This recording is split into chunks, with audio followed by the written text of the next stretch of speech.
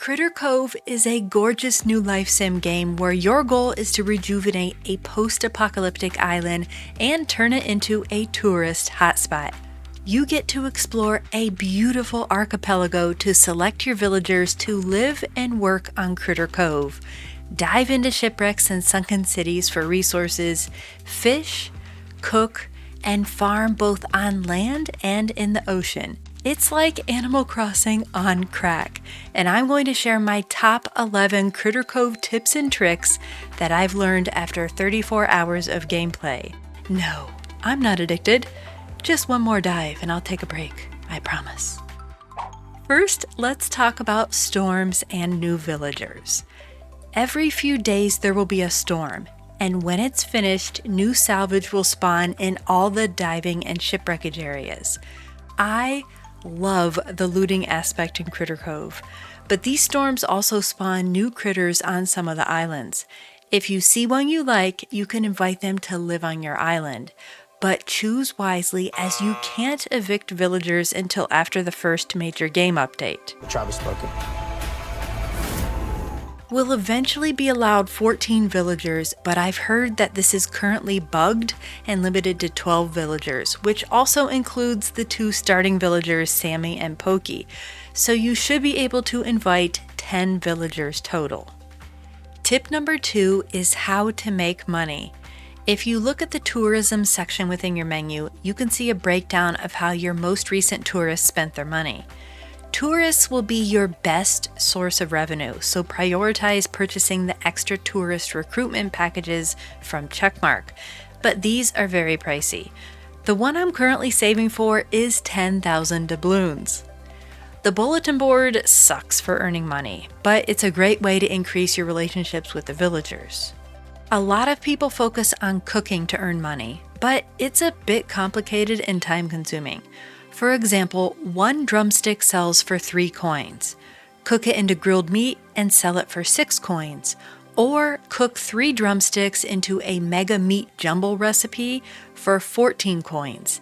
In this case, cooking 1 drumstick into grilled meat is a much better deal, so you have to be careful. Plus, it takes considerable time and stamina to grow crops and travel to islands to gather them. So here's my favorite moneymaker, fishing.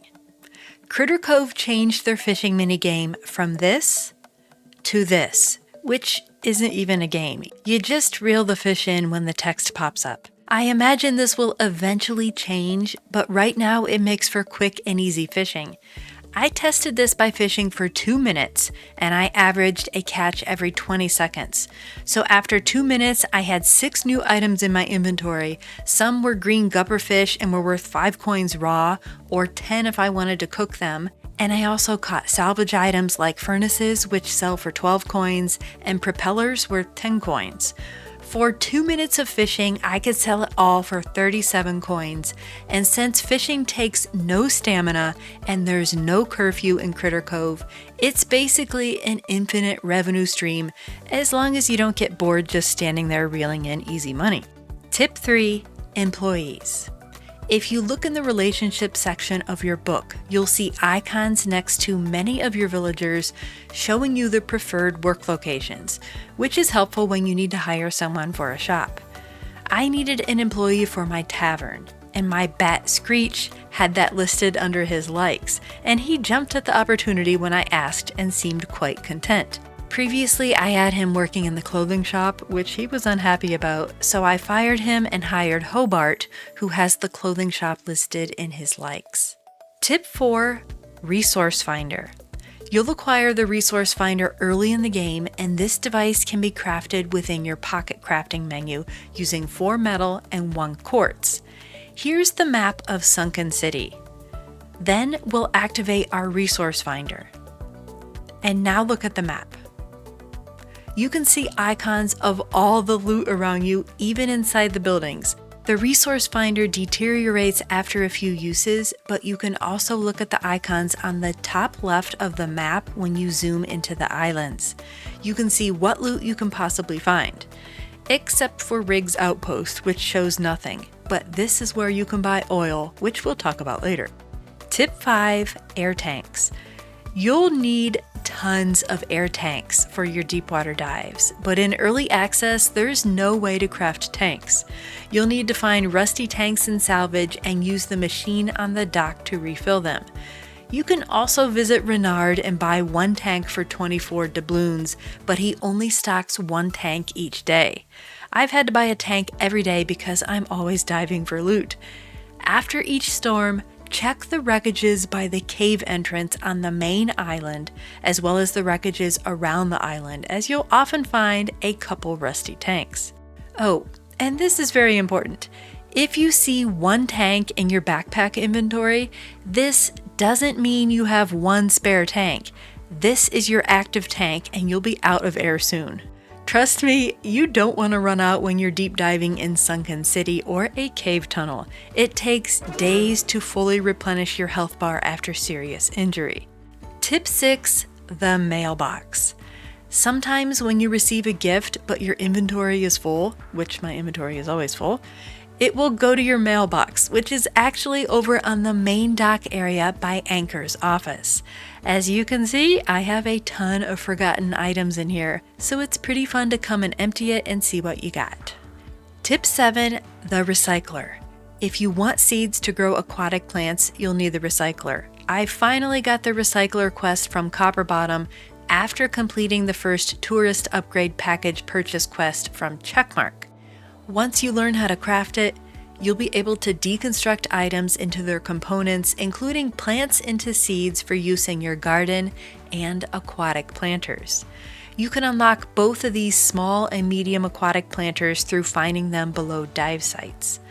Aquaculture is one of my favorite game mechanics in Critter Cove, so I was overjoyed to finally be able to harvest aquatic plant seeds and grow my own thanks to the recycler. Tip 8, secret caves.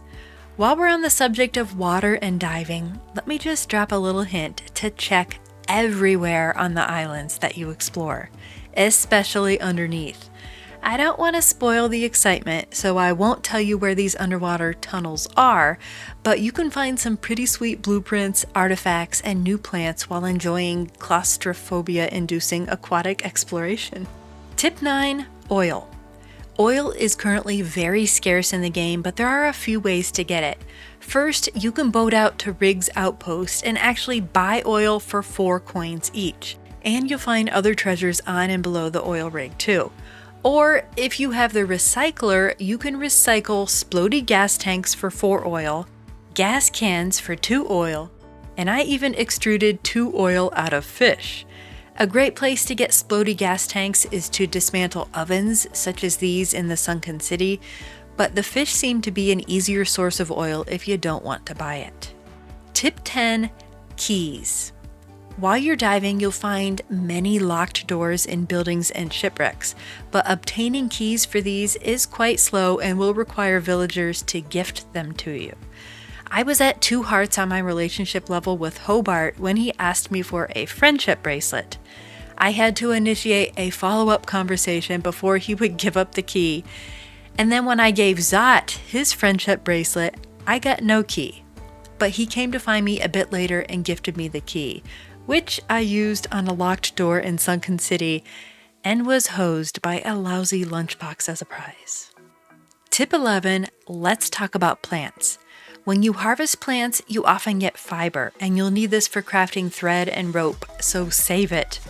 When watering your plants, try using the spray and pray method, flinging water all around, and you can often water a decent-sized area with one watering animation.